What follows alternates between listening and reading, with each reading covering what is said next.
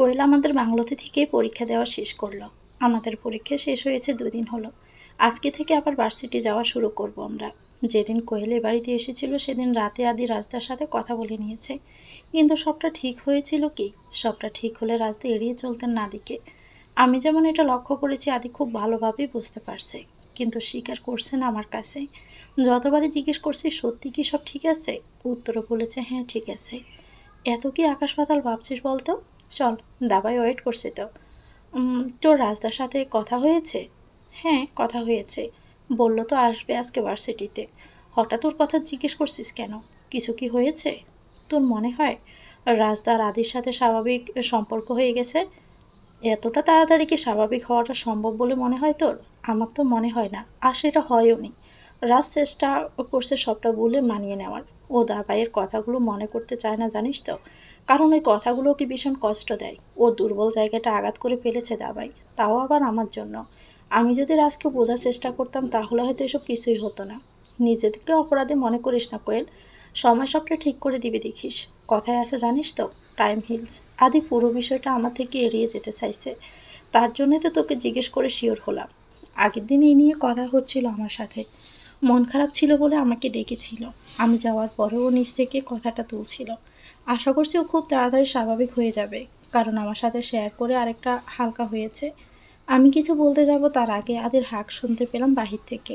আমি আর কোয়েল একে অপরের দিকে তাকিয়ে হেসে বাহিরে বেরিয়ে গেলাম।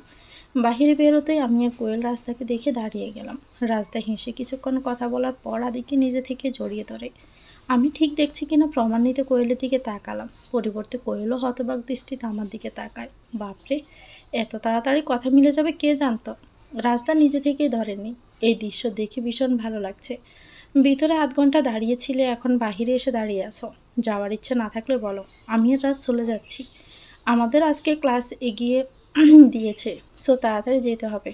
আহা, এত যখন তারা তো এসেছো কেন নিতে? আসতে বলেছি নাকি? এই মু চল তো, আমরা একাই চলে যাব। থাম বোন, ঝগড়া না করে চল এখন। আদি কোয়েলকে টেনে নিয়ে যাওয়ার সময় কোয়েল রাজদাকে মুখ বেঞ্চি দিয়ে চলে গেল। আমি আর রাজদা দুজনেই হেসে গাড়ির দিকে এগোলাম। ভার্সিটিতে পৌঁছে রাজদা আর আদি দুজনে নিজেদের ক্লাসের দিকে ছুট লাগালো। আমরাও ফার্স্ট সাবজেক্টের ক্লাস করতে চলে গেলাম।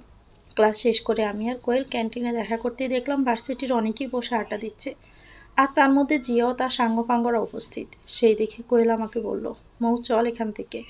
যেভাবে গোল মিটিং বসিয়েছে মনে হয় নিশ্চয়ই কোনো গন্ডগোল পাকাবে। রনি তো আছে ওদের সাথে, দেখেছিস? দেখেছি বলেই তো যেতে বলছি, চল।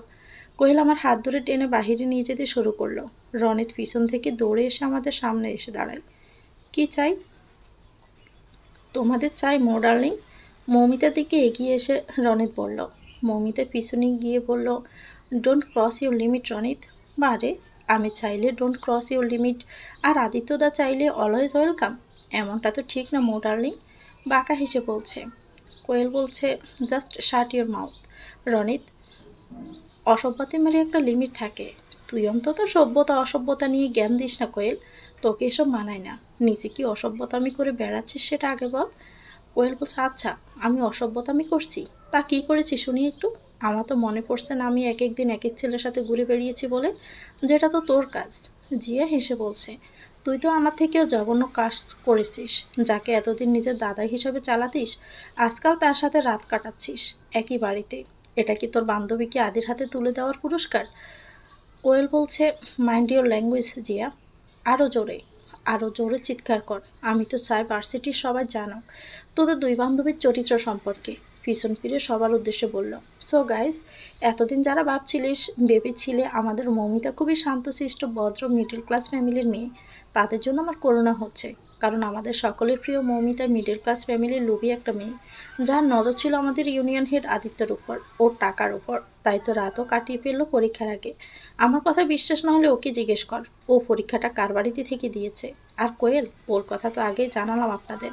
ওর হেল্প করেছে মৌমিতাকে আদিত্যর কাছে পৌঁছে দিতে, তাই ওকে পুরস্কার দিয়েছে। আদিত্যরে তো লাভ হয়েছে, একসাথে দুটোকে পেয়ে গেছে। এই গরিব ঘরের মেয়েগুলো টাকার লোভী হয়, কিন্তু মৌমিতাকে দেখে জানতে পারলাম ওরা টাকার জন্য নিজেকে বিক্রিও করতে পারেছি। জিয়ার কথা শেষ হওয়ার আগে কেউ জিয়ার গালে সজোরে একটা থাপ্পড় বসিয়ে দিল। হঠাৎ হওয়ার ফলে জিয়া ভারসাম্য হারিয়ে হুমকি খেয়ে পড়ে যায়। সোজা হয়ে দাঁড়াতে দেখলো আদিত্যর আগে রীতিমতো পড়ছে। আদিত্যদের ক্লাস শেষ হওয়ার পর রাজ একটু নিজেদের দরকারে বেরিয়ে যায়, আর আদিত্য ক্যান্টিনের দিকে আসে, কারণ ও জানতো কোয়েল আর মৌমিতা ক্যান্টিনে থাকবে। রাজকেও কাজ শেষ করে ক্যান্টিনে আসতে বলেছিল। আমি জিয়ার কথাগুলো শুনে চোখ মুখ খিসে বন্ধ করে নিজের কান্না আটকানোর চেষ্টা করছিলাম। সে সময় একটা আওয়াজ শুনে চোখ খুলে তাকালাম। আদিকে আমার সামনে দাঁড়িয়ে থাকতে দেখে আমি আর নিজেকে আটকাতে পারলাম না। শব্দ করে কেঁদে দিলাম। আদি আমার দিকে ফিরে দু হাতে আমার গাল রেখে চোখের জল মুছে বলল, এই শটটা তোমার আর কোয়েলের ওকে মারা উচিত ছিল। ও এতগুলো আজা কথা বলছিল, তোমরা শুনছিলে? বলতে পারলে না তোমার আমার সম্পর্কটা কি? ছুটি, তুই তুই কেন চুপ করেছিলি? ফাইন, আমি বলবো সবাইকে।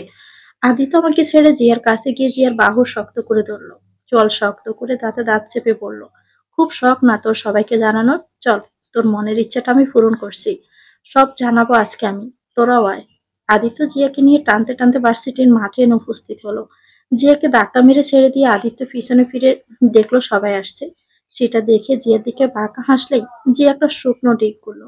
কি হলো জিয়া, এভাবে গামছিস কেন তুই? ভয় পেয়ে গেলি নাকি? ভয়? ভয় কেন পাবো? আমি যা যা বলছি সব সত্যিই বলছি। ভয় পাবো কেন? ও, রিয়েলি? কনফিডেন্স ভালো। ওভার কনফিডেন্স ভালো না, জানিস তো।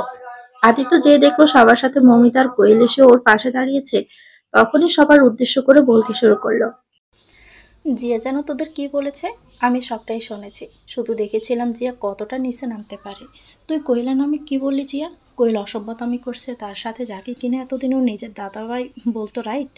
সব সত্যি জানার পরও তুই কিভাবে এত বড় নোংরা কথাটা বলতে পারলি, বলবি প্লিজ? তুই খুব ভালো করে জানিস কোয়েল আমার আপাতন করতো বোন। তোর বাবা না আমার কাকাই। আশিস ব্যানার্জিকে জমের মতো ভয় পায়, সেটা জানিস নিশ্চয়ই। তার মেয়েকে আজকে সকলের সামনে অপমান করছিস তুই, আশিস ব্যানার্জির মেয়েকে। আদিত্যর কথা শুনে জিয়া সবার দিকে তাকাচ্ছে আর নিজের আঙ্গুল কসলাচ্ছে ভয়ে ভয়ে।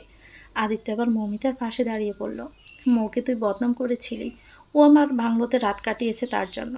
খোঁজ যখন নিয়েছিলি তখন একটু ভালোভাবেই খোঁজ নেওয়া উচিত ছিল তোর। আর রনিতের। আদিত্য রনিতের কলার ধরে নিজের সামনে এনে দাঁড় করালো, যাতে করে রনিত আরও বেশি ঘাবড়ে যায়। আদিত্য এক হাতে রনিতের কলার আর আরেক হাতে মৌমিতার হাত শক্ত করে ধরে জোর করে দিয়ে বলল, মৌ নিজের অধিকারে আমার বাংলোতে ছিল, স্ত্রীর অধিকারে আমার সাথে রাত কাটিয়েছে। ওর নাম Moumita Banerjee, wife of Aditya Banerjee, daughter in law of Akash Banerjee, who is the member of our university director board. তাই ওর দিকে আঙ্গুল তোলার আগে এই ভার্সিটির সবাই যেন এই কথাগুলো মনে রাখে। কথা শেষ করে আদিত্য মৌমিতার হাত ছেড়ে রনিতের মুখে ঘুষি মেরে দিল, আর রনিত উপর হয়ে নিচে পড়ে যায়। বউ হয় ও আমার, তাই নিজের যোগ্যতা বোঝে কথা বলা উচিত ছিল তোদের। আগেরবার ওর দিকে খারাপভাবে হাত বাড়িয়েছিলি, তাই তোর হাত ভেঙেছিলাম। এবার তোর জিভটা টেনে ছেড়ে নিব আমি। এই বলে আদিত্য এগোতে গেলে মৌমিতা এসে আদিত্যর হাত ধরে নেয়। আদিত্য রাগী চোখে মৌমিতার দিকে তাকালে মৌমিতা নাপুদক মাথা নেড়ে সকলে উপস্থিত আছে এখানে চেষ্টার ইশারা করে। চিল্লাচিল্লির কারণে যাদের ক্লাস হচ্ছিল তারা সমেত ম্যাম স্যাররাও বেরিয়ে এসেছে। জিয়া আহত দৃষ্টি নিয়ে ওদের দিকে তাকিয়ে আছে। মৌমিতাকে নিয়ে জিয়ার দিকে এগিয়ে গিয়ে আদিত্য বলল, তোদের মনে হতেই পারে আমি মৌকে বাঁচানোর জন্য মিথ্যে বলছি, তাই দুটো প্রমাণ এখনই দিচ্ছি। এ বলে আদিত্য মৌমিতার বাঁ হাত থেকে হোয়াইট কালারের ব্রেনটা খুলে ফেলল, যেটা ওর নিজের কবজিতে পড়েছিল। এরপর ওর তুলে দেখিয়ে বলল, এটাকে নোয়া বলে, জানিস তো নিশ্চয়ই? এটা বিবাহিত মেয়েরাই পড়ে। বিবাহিত মেয়েদের সব থেকে বড় উদাহরণ এটা, যা তোরা কোনো দিনই টের পাসনি। এবার যত্ন সহকারে আদিত্য মৌমিতার চুলের রবার ব্যান্ডটা খুলে দিয়ে কয়েকটা চুল উল্টে দিয়ে মৌমিতার সামনে থেকে সরে দাঁড়িয়ে বলল, এই যে ওর মাথা আমার নামে সিঁদুর। ঠক্কারিতায় আমাদের বিয়েটা হওয়ায় আমি বারণ করেছিলাম ওকে আমার স্ত্রী হিসেবে পরিচয় না দিতে, আর শুধুমাত্র সেই জন্যই আজকে এত কটু কথা শুনেও প্রতিবাদ করিনি। আমি ভুল করেছিলাম ওকে বারণ করে, তাই আমি সেটা সূত্রে নিলাম প্রতিবাদ করে। সাথে আমার কথাগুলো যেন মনে থাকে, আমার স্ত্রী আর আমার বোনের উপর যেন একটা আচরণ না আসে। আসলে রনিতে থেকেও খারাপ অবস্থা করব আমি তার। তাছাড়া কোয়েল কার আমানত সেটা নিশ্চয়ই মনে করিয়ে দিতে হবে না। আদিত্য কথাটা বলতেই কয়েকজন ছেলে বয়ে শুকনো ডোক গিলল, যা দেখে আদিত্য সহ মৌমিতার কোয়েলও মৃদু হাসল। আদিত্য ওদের উদ্দেশ্য করে বলল, ঠিক এই বয়টাই দেখতে চাই আমি সব সময়।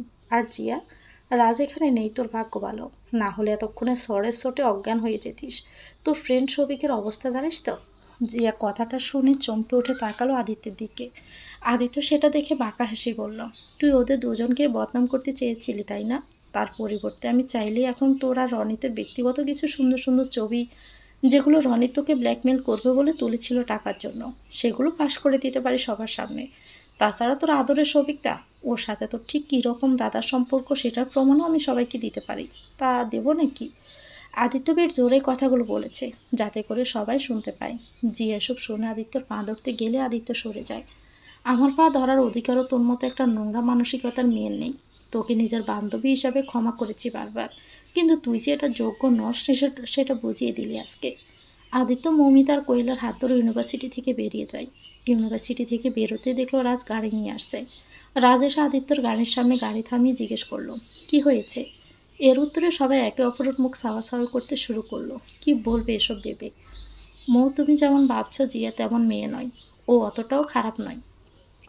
বাবা, দুদিনে জিয়ার প্রতি এত ভালোবাসা তোমার? মৌ প্লিজ, আমাকে জিয়ার সাথে কথা বলতে দাও। অলওয়েজ সব কিছুতে আমাকে এভাবে আটকানোর কোনো মানে হয় না। আমি মনে করি এই জন্যই জিয়া কাজগুলো করেছে। আমাকে যেতে দাও ওর কাছে। আমার তোমার সাথে জরুরি কথা আছে, তাই তুমি এখন আমার সাথে যাবে। আমি আদিকে টেনে নিয়ে জিয়ার সামনে থেকে চলে এলাম। আদি আমার আর ওর রিসেপশনের আগে একটা পার্টি থ্রো করেছে, যেখানে আমার ক্লাসমেট আর ওর ক্লাসমেটরা সহ অনেকে উপস্থিত থাকবে। ইউনিভার্সিটির পার্টি চলাকালীন হুট করে জিয়া আমার সামনে এসে দাঁড়ায়। আমি ওকে এড়িয়ে যেতেই দেখি আদি জিয়ার দিকে তাকিয়ে এদিকেই আসছে। আদির সাথে কথা বলে এক প্রকার ঝগড়া করে আমি এসে বার সাইডে বসলাম। কিছুক্ষণ পর আমার পাশে এসে জিয়া বসলো। কি ব্যাপার বলো তো জিয়া, তুই কেন আমার সাথে পিছু ঘুরছিস বলবি? আগের দিনের অপমান কি কম হয়ে গেছে? দেখ, আমি জানি আমি ভুল করেছি। আসলে কোয়েলের সাথে আমি অনেকবার কথা বলার চেষ্টা করছি, পারিনি। ওর বাবা যদি এসবের ব্যাপারে জানতে পারে তাহলে কোনোভাবেই আমাকে আর ইউনিভার্সিটিতে পড়তে দিবে না। প্লিজ তুই কোয়েলকে একটু বোঝা, যাতে অন্তত আমাকে ইউনিভার্সিটিতে পড়তে দেয় প্লিজ। আমি আর কখনো তোদের ত্রিসীমানায় আসবো না। ও, তুই এজন্য আমার পিছনে গুড়গুড় করছিস কেন? নিজের স্বার্থ ছাড়া কখনো কিছু বুঝিস না তুই। আমি কথাটা বলেই কোয়েলের কাছে এলাম। কোয়েলকে এসে জিয়ার কথাগুলো বলতে কোয়েল বলল, আচ্ছা এই ব্যাপার, চল তো দেখি ও কী বলে। আমি আর কোয়েল জিয়ার কাছে আসতে দেখি জিয়া দুটো ড্রিঙ্কসের গ্লাস নিয়ে বসে আছে। আমি গিয়ে জিয়ার পাশে বসতে জিয়া আমার হাতে ড্রিঙ্কসের গ্লাসটা দিয়ে আমাকে বলল, তুই এটা নে, এক্ষুনি ওইটা দিয়ে গেল। আমি কোয়েলের সাথে কথা বলে আসছি। জিয়া উঠে কোয়েলের সাথে কথা বলতে শুরু করলে আমি আমার ফার্স্ট থেকে একটা ছোটো মোড়ানো কাগজ বার করলাম, যাতে একটা পাউডার আছে। আস্তে করে সেটা খুলে জিয়ার ড্রিঙ্কসের গ্লাসটাতে একটু মিশিয়ে দিলাম। এদিকে কোয়েল জিয়ার সাথে কথা বলে ওকে ব্যস্ত রেখেছে। আমি ইশারা করে দিতেই কোয়েল জিয়ার কথায় রাজি হয়ে গেল, আর জিয়া আমার পাশে এসে বসলো। তোর ড্রিঙ্কস শেষ? হ্যাঁ, কিন্তু আমার মাথাটা না কেমন যেন ঝিমঝিম করছে। আমি একটু ওয়াশরুম থেকে আসছি। হ্যাঁ, আমি যাচ্ছি, তোর সাথে চল। কথা শেষ করে আমি কোয়েলের সাথে চলে গেলাম ওয়াশরুমে। আর চোখে দেখলাম জিয়ার ঠোঁটের কোণে বাঁকা হাসি। জিয়া ক্লাসে চমুক দিয়ে এবার বুঝবে আসল অপমান কাকে বলে, যখন সবার সামনে আদির বউ মাতলামি করে ওর সম্মান তুলোয় মেশাবে। আমি কি একটু বসতে পারি এখানে? জিয়ার পাশে তাকিয়ে দেখলো রাজকে। আতকে উঠলো জিয়া রাজকে দেখে। সেই দেখে রাজ বলল, রিল্যাক্স জিয়া, আমি এমনিতে বসতে চেয়েছিলাম। তোর প্রবলেম থাকলে ইটস ওকে, আমি না হয় চলে যাচ্ছি। না না, আমার কোনো প্রবলেম নেই, তুমি বসতে পারো। আরে জিয়া সাবধানে, কী করছিস? জিয়া উঠে রাজকে আটকাতে গেলে জিয়ার মাথাটা হুট করে ঘুরে যায়, আর ও পড়ে যেতে নিলে রাজ ধরে নেয়। আর রাজ জিয়াকে বসিয়ে দিয়ে জিজ্ঞেস করে, তুই ঠিক আছিস তো? হ্যাঁ, মাথাটা শুধু একটু ঘুরছে। ড্রিঙ্কসটা মনে হয় বেশি করে ফেলেছিস হয়তো বা। বাই দ্য ওয়ে রাজ, আমি তোমাকে কিছু বলতে চাই। আসলে আমি সেদিন রাগের বশে কোয়েলকে অনেক আজে বাজে কথা বলে ফেলেছি। কী করব বলো? আমি তো আদিককে ভীষণ ভালোবাসি, তাই মৌমিতার সাথে ওকে মেনে নিতে পারি না। এটাই তো জিয়া, তুই যদি মৌমিতাকে সরানোর চেষ্টা না করে নিজের বাবার বিরুদ্ধে গিয়ে আদির সাথে থাকতে পারতি, তাহলে আজ আদি তোর হতো। মানে তুমি কি বলছো? ড্যাডের বিরুদ্ধে কেন যাব? ড্যাড তো আদিকে পছন্দ করে। তোর বাবা কোনো কালে আদিকে পছন্দ করতো না, তোর জন্য মেনে নিয়েছে শুধু। তুই তো জানিস আদি বরাবর সত্য ন্যায়ের পথে থাকতে ভালোবাসে। এ নিয়ে আদি ভালোভাবে তোর বাবাকে বলেছিল যে এসব ছেড়ে দিতে, কিন্তু তোর বাবা আদিকে খুব বাজেভাবে অপমান করে তাড়িয়ে দিয়েছে। কি? ড্যাড এরম করেছে? হ্যাঁ, তাই জন্যই তো আদি মৌমিতাকে অ্যাকসেপ্ট করতে বাধ্য হয়েছে। আদি ভেবেছিল তুই ওকে সাপোর্ট করবি। আমি তো জানতামই না এই ব্যাপারটা। এখন তো জানলি। এখন যদি তুই আমাকে তোর বাবা কী কাজে জড়িত সেটা বলিস, তাহলে আমি সেটা আদিকে বলবো। ওকে বোঝাবো যাতে ও মৌমিতাকে ডিভোর্স দিয়ে দেয়। এমনিতেও মৌমিতার সাথে হ্যাপি নেই, সবটা তোর বাবার উপর রাগ করেছে। তুই নিজের চোখেই দেখে নে। রাজার কথায় যেয়ে সামনে তাকাতে দেখলো আদিত্য আর মৌমিতার মধ্যে ভালোই কথা কাটাকাটি চলছে। সেই দেখে যেয়ে চোখ টানতে টানতে রাজকে বলল, আমি জানি, আমি সব জানি, ড্যাড কী কী কাজে জড়িত সব জানি। এক এক করে জিয়া রাজকে সব বলতে শুরু করলো। পরেশবাবুর কোথায় কোম্পানি আছে আর সেখানে কী কী দুর্নীতি হয়, এছাড়া কীভাবে পরেশবাবু স্মাগলিংয়ের কাজে জড়িত হয়েছে সব কিছু। রাজ নিজের ফোনে সব ফোন রেকর্ড করে। মমিতা আর কোয়েল এসে দাঁড়ালো। দেখলো জিয়া রাজের কাঁধে মাথা রেখে ডুলছে। কোয়েলকে সাথে সাথে জিয়ার মাথাটা তুলে চেয়ার গড়িয়ে ডেস্কে শুইয়ে দেয়। নেশার গড়েও মেয়ে গায়ে পড়া স্বভাব গেল না। যত সব। সো পুলিশকে কল করে দেই? না না, আমাদের যেই প্রুফের দরকার ছিল তা আমরা পেয়ে গেছি যখন, তখন এভাবে সবার আনন্দ নষ্ট করে কোনো লাভ নেই। তাহলে কি করতে চাইছো? কি আবার পরেশবাবুর বাড়ি গিয়ে জিয়াকে পৌঁছে দিয়ে আসি, আর ওনাকেও মামার বাড়িতে পাঠিয়ে দেওয়ার ব্যবস্থা করে দেই, ভালো হবে না? Great idea. যাই বলিস, বৌদির আইডিয়াটা কিন্তু জাস্ট ফাটাফাটি। এতে সবাই আনন্দও করতে পারলো, আবার আমাদের কাজও হাসিল হয়ে গেল। আদিত্য বলছে, বউটা কার দেখতে হবে না? মমিতাকে এক হাতে আগলে ধরে বলছে, আমি শুধু ভাবছি আজকের দিনেও যে আমাকে হেনস্থা করতে চেয়েছিল। বাকিস রাস্তা দেখে কোয়েলকে মেসেজ করেছিল যে আমার ড্রিঙ্কসের নেশার ওষুধ মিশিয়েছে। যা হয় ভালোর জন্যই হয়, ওর নিজেরই ডাবল ডোজ হয়ে গেছে, তার জন্যই তো কাজ তাড়াতাড়ি হয়েছে। যাই হোক, আমি এবার অ্যানাউন্সমেন্ট করে সবাইকে ইনভাইট করে পার্টিটা শেষ করে দিই। ইয়া, অফকোর্স। আদিত্য মৌমিতাকে নিয়ে পার্টির মধ্যমণি হয়ে উঠল। রাজ আর কোয়েলও ওদের সাথে গেল। ওরা অ্যানাউন্সমেন্ট করুক, আমরা প্ল্যানিংটা জেনে আসি। চলো। ফ্ল্যাশব্যাক। আদিত্য মৌমিতা আর কোয়েলের হাত ধরে ইউনিভার্সিটি থেকে বেরিয়ে গেল। ইউনিভার্সিটি থেকে বেরোতেই দেখলো রাজ গাড়ি নিয়ে আসছে। রাজ এসে আদিত্যর গাড়ির সামনে গাড়ি থামিয়ে জিজ্ঞেস করলো কি হয়েছে। এর উত্তরে সবাই একে অপরের মুখ সাওয়াসাও করতে লাগলো। কি বলবে এ ভেবে? কী রে, সবাই ভাবে একে অপরের মুখ দেখছিস কেন? আমি বলছি। আদি রাজটাকে একটু সাইডে নিয়ে গিয়ে আস্তে আস্তে ডিটেলসে সব বলল। কোয়েল হুট করে আমার হাত শক্ত করে চেপে ধরল। আমি ওর মুখের দিকে তাকালাম। বেচারি বয়ে চুপসে গেছে। সৌভিকদের কথাটা মনে করে আমিও একটা বড় সড়ো টোক গিললাম। রাজদা শার্টের হাতা ফোল্ড করতে শুরু করলেন এবার। আদি রাজদাকে সে দেখে কিছু বলতে যাবে তার আগে রাজদা লাফিয়ে গাড়ির বনেটের উপর উঠে বসে। আদির পিঠে জোরে একটা চাপড় মারলেন। আরে সাবাস, গ্র্যান্ড রিসেপশনের আগে তো তুই গ্র্যান্ড অ্যানাউন্সমেন্টই করে ফেললি। রাজদার এত শান্ত ভাব দেখে অবাক হওয়ার সাথে সাথে স্বস্তিও পেলাম। আদি হেসে বলল, প্ল্যানিং তো শুধু অ্যানাউন্সমেন্টের ছিল, সেটা যে গ্র্যান্ড হয়ে যাবে ভাবিনি তো। প্ল্যানিং ছিল মানে? মানে আদি থেকেই ঠিক করে রেখেছিল এই বিষয়টা সবাইকে জানাবে, আর তোমাকেও সারপ্রাইজ দেবে। মানে আদি যেগুলো বললো কিছুক্ষণ আগে সেগুলো সত্যি? না, আমি তো শুধু শুধু ডেরা পেটালাম সবার সামনে, তাই না? আরে দাবায় চড়ছিস কেন?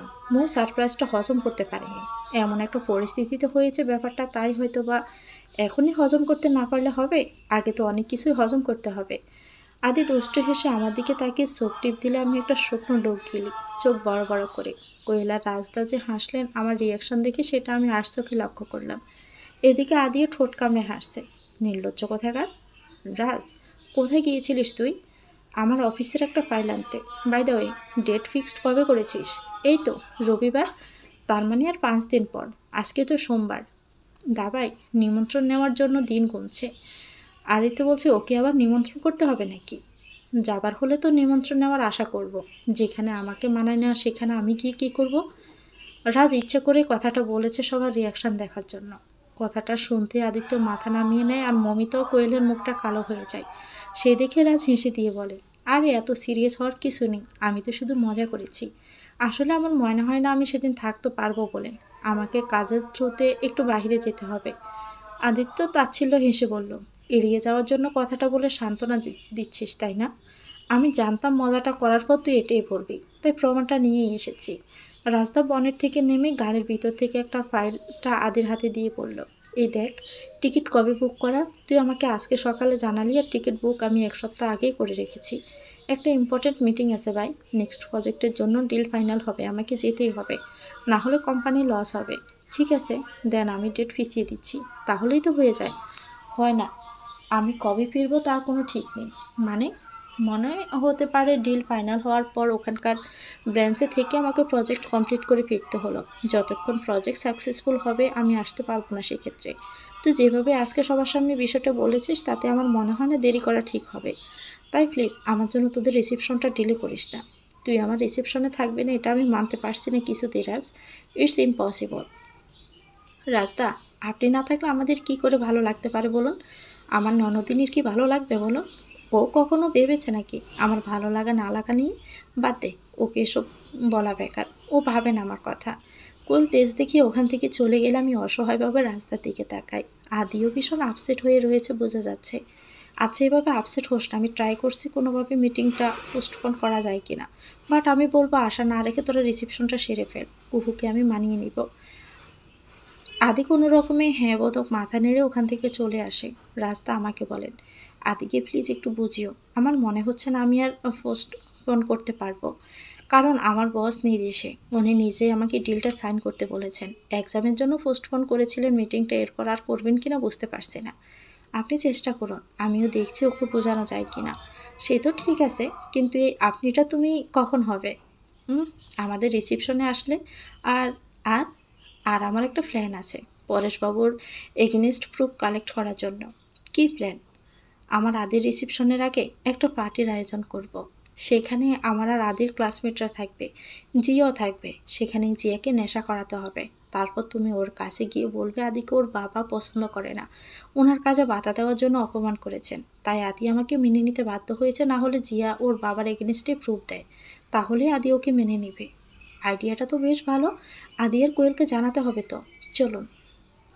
ফ্ল্যাশব্যাক ইন্ড। রাত 11টা নাগাদ পরেশবাবু নিজের বাড়িতে ড্রয়িং রুমে চিন্তিত হয়ে বসে আছেন। তার আদরের মেয়ে জিয়া এখনও বাড়ি ফিরেনি, তাই জিয়াকে ফোন করেও তিনি কোনো যোগাযোগ করতে পারেননি। পরে মনে পড়েছে পার্টিতে থাকলে পার্টির আওয়াজে কিভাবে শুনতে পাবে। তার ধারণা জিয়া এসে পড়েছে, তাই দরজা খুলতেই তিনি রেগে উঠে দাঁড়ালেন। তুমি তুমি এখানে কি করছো আদিত্য? শুধু আমি নয়, আমরাও আছি সাথে, রাজ বলছে। রাজ আদিত্যর পাশ থেকে বেরিয়ে এলো। ওরা দুজন ভিতরে চলে আসতে মমিতা আর কোয়েলও জিয়াকে ধরে ধরে ভিতরে নিয়ে আসে। জিয়া মমিতা ও কোয়েলের কাঁধে দুহাত দিয়ে ভর করে আসে। এই অবস্থায় জিয়াকে দেখে পরেশবাবু বললেন, কি করেছো তোমরা আমার মেয়ের সাথে? কি অবস্থা এটা ওর?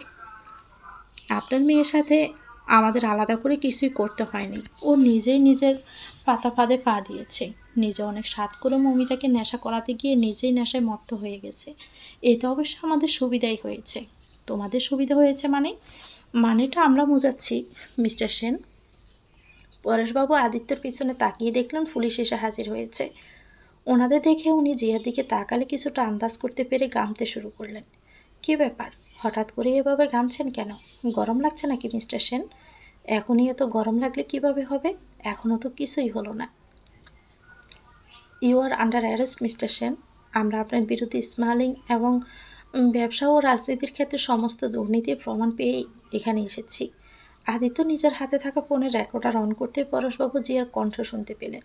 যা ভেবেছিলেন তাই হয়েছে। জিয়া সবটাই নেশার করে বলে ফেলেছে। শুধু ওনার না, ওনার সাথে যে সৌভিক, রনিত এবং রনিতের বাবা, সেটাও বলে ফেলেছে।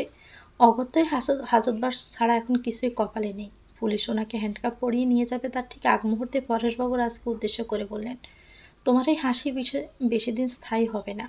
এই একটা বাক্য বলার পর রাজার হাসি মলিন হয়ে যেতে পরেশবাবুর ঠোঁটের কোণে বাঁকা হাসি ফুটে উঠল।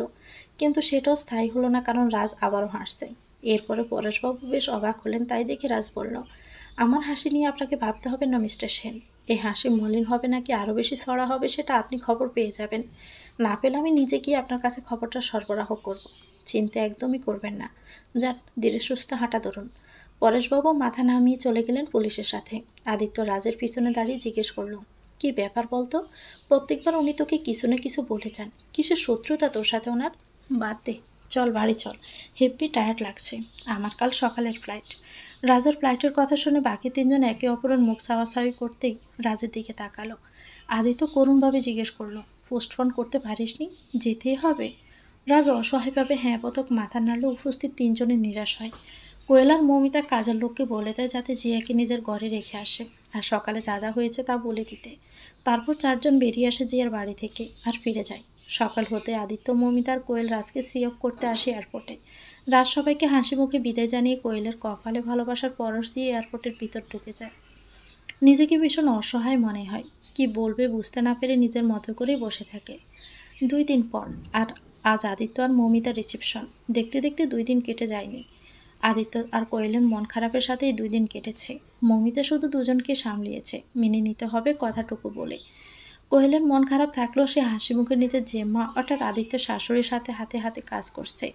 আদিত্য আর ওর বাবা আকাশবাবু, মৌমিতা, আদিত্যর মা এবং কোয়েলের কিছু বলতে এলেই এমন সময় উপস্থিত হলো এক ব্যক্তি। আকাশবাবু তার দিকে এগিয়ে এসে তাকে দেখে বলে উঠলেন, আশিস, তুই এসে পড়েছিস? তোর আসার কথাই জানাতে এসেছিলাম তোর বৌদিকে। আমি এসে বরং জানিয়ে দিলাম, তোকে আর কষ্ট করতে হলো না। তা নতুন বৌমা কোথায়? আশিসবাবুর কথা শুনে আমি এগিয়ে গেলাম মাথার শাড়ির আঁচল টেনে। ওনার সামনে গিয়ে ওনাকে নমস্কার করতে উনি আমাকে হাসি মুখে আশীর্বাদ করলেন। আদি এসে ওনাকে প্রণাম করতে নিলে উনি আদিকে বাধা দিয়ে বুকে টেনে নেন। এরপর আমাদের দুজনকে একসাথে দাঁড় করিয়ে দুটো প্যাকেট আমাদের হাতে তুলে দিলেন। আমরাও হাসি মুখে সেটা গ্রহণ করলাম। আমি যেমন আদির কাকাই, তেমন তোমারও কাকাই। গায়ে আমাকে একদমই আপনি আগে করার প্রয়োজন নেই। আমি হেসে ওনার কথায় সম্মতি দিতে উনি কোয়েলের দিকে তাকালেন। কোয়েল অন্যদিকে মুখ করে দাঁড়িয়ে আছে বাবলিশন হয়ে। আদি বেশ চিন্তিত হয়ে তাকিয়ে আছে সেদিকে। কাকা এগিয়ে গিয়ে আস্তে করে কোয়েলকে জিজ্ঞেস করলো, ভালো আছো? হুম। পরীক্ষা কেমন দিয়েছ? ভালো। কোয়েল একবারও তাকায়নি তার কাকাইয়ের দিকে। উত্তর শুনে বোঝা যাচ্ছে সে ইচ্ছুক নয় কথা বলতে। তাই কাকাই আর কথা না বাড়িয়ে মাথা নিচু করে নিল দেখলাম। আকাশবাবু বলছেন, তুই এসেছিস ভালোই হয়েছে। আমি আর আদি হিমশিম খাচ্ছিলাম সব কিছু সামলাতে। এসে একটু আমাদের হেল্প কর। মিতা দেবী বলছে, সে কি, সবে তো এলো ঠাকুরপো, একটু রেস্ট নিক, তারপর না হয় হেল্প করবে। ঠাকুরপো তুমি বসো, আমি তোমার জন্য চা করে নিয়ে আসছি। ড্যাড তুমি কাকাইয়ের সাথে বসো, আমি দেখে নিচ্ছি কিছুক্ষণ। হ্যাঁ মা, আপনিও বসুন, গল্প গুজব করুন, আমি চা করে নিয়ে আসছি আপনাদের জন্য। বিউটিশিয়ানরা আমাকে সাজিয়ে দিল। কোয়েল গহনাগুলো পরিয়ে দেয়। তারপর আমাকে নিয়ে কি স্টেজে বসিয়ে দেয় যেখানে আমার আর আদির বসার জায়গা। ওখানে বসে আমি আদিকে খুঁজতে লাগলাম। খুঁজে না পেয়ে উঠে দাঁড়িয়ে একটু এদিক ওদিক দেখতে শুরু করি। আদিত্য বলছে, আমাকে খুঁজছ? আসমকা নিজের ফাঁসে ওর গলার আওয়াজ পেয়ে আমি একটু ঘাবড়ে যাই। ওর দিকে তাকাতেই দেখে ও হাসছে। কোথায় ছিলে? ড্যাডের কেসটা আসতে শুরু করেছে, তাই দেখা করতে গিয়েছিলাম। কিছুক্ষণ পরে আসবে তোমার সাথে দেখা করতে। আদির কথা শেষ হতে ওর ফোন এলো, আর ও আমাকে বলে অন্যদিকে চলে যায়। একটু পরেও ফিরে এলো মা আর বাবাকে নিয়ে। আমি গিয়ে মা বাবাকে জড়িয়ে ধরলাম। মা বাবার সাথে কিছুক্ষণ কথা বলার পর যার সাথে আদি আলাপ করাতে এলো তাকে দেখে আমি কিছুটা চমকে উঠি। এটা তো আমার সেই জেঠুর মেয়ে, মানে আমার দিদি, যার বিয়েতে আমাকে আমার শ্বশুরমশাই আর শাশুড়ি মা পছন্দ করেছিলেন। মৌ, ও আমার বন্ধু, আর এটা ওর ওয়াইফ। তুমি চেনো নিশ্চয়ই? দিভাই। আমি দিভাইকে জড়িয়ে ধরলাম। মনে প্রশ্ন থাকলেও এই মুহূর্তে আদিকে কিছুই জিজ্ঞেস করলাম না। ওরা গিফট দিয়ে চলে গেলে আমি গিয়ে আমার জায়গায় একটু বসলাম। আবার একজন গেস্ট আসলে আমি উঠে দাঁড়াতে অনুভব করলাম আমার ব্লাউজটা ঢিলে লাগছে। হাসি মুখে কুশল বিনিময় করতে করতে মনে মনে বললাম, আমার সঙ্গে এমন হতে হয় সব সময়। ইস, এই মুহূর্তে কোয়েলও নেই, আর আমার হাতের কাছে ফোনও নেই। আদিও মনে হয় ওদিকটাই গেছে। কি করি এখন? আমি গিয়ে চুপচাপ নিজের জায়গায় বসে সুযোগ বুঝে পিঠে হাত দিতে বুঝলাম আমার সন্দেহই ঠিক, চেনটা নেমে গেছে। কি করব ভাবছি এমন সময় ফটোগ্রাফার বলে উঠলেন, ম্যাম স্যারকে ডাকুন, ফটোশ্যুট করতে হবে। তো ডাকা দরকার নেই, আমি এসে গেছি। আদি এসে আমাকে কিছু বলার সুযোগ না দিয়ে আমার পিছনে গিয়ে দাঁড়ালো। টের পেলাম ওর হাতের স্পর্শ আমার পিঠে। হঠাৎ করে পুরনো কথা মনে পড়লো। সে সময় আদি আমার কানের কাছে এসে বলল, কি, কিছু মনে পড়লো নাকি? মমিতা তখন অবাক হয়ে বলছে, তুমি? আগে হ্যাঁ, আমি একটা সেন লাগিয়ে দিয়েছিলাম সবার অগোচরে, আর তার বদলে তুমি আমার গায়ে জুস ফেলে দিয়েছিলে। আদি আমাকে ছেড়ে দিলে আমি ওর দিকে ঘুরে গেলে ও আমার কোমরে দুহাত রাখে। তুমি তখন আমাকে দেখেছিলে? হ্যাঁ, কিন্তু তোমার আমাকে দেখার আগেই সরে গিয়েছিলাম। সেন লাগানোর সময় দেখতে পাইনি, যখন ধাক্কা লেগেছিল তখন দেখেছিলাম। তোমার ড্রেস দেখেই চিনেছিলাম। এরপর রেজিস্ট্রি ম্যারেজ হওয়ার আর খেয়াল করিনি। তারপর ফুলসজ্জার দিন তো। আদিত্য ঠোঁটে আঙ্গুল রেখে বলে, থাক না সেসব কথা। আদিত্য হালকা হেসে বলে, ভার্সিটিতে যখন ঠিকভাবে দেখলাম তখনই চিনে ফেলেছিলাম। আমার বন্ধুর বিয়ে ছিল আর আমি বরযাত্রী ছিলাম, আর আমার জেঠুর মেয়ের বিয়ে ছিল। জানি, ড্যাড বলেছে আজকে। কপালে কপাল ঠেকিয়ে বলল, এসব ছোট ছোট মুহূর্তের ছবিগুলো এক এক করে ফ্রেমবন্দি করেছে ফটোগ্রাফার। ফটো সেশন শেষ হতে আদিত্যর পরিবারের সবাই মিলে এক হলেন। কথা বলতে বলতে হঠাৎই আশিসবাবু বললেন, দাদা, আমি একটা কথা ভাবছিলাম। কী বিষয়ে? আসলে ব্যাপারটা আমার মেয়েকে নিয়ে।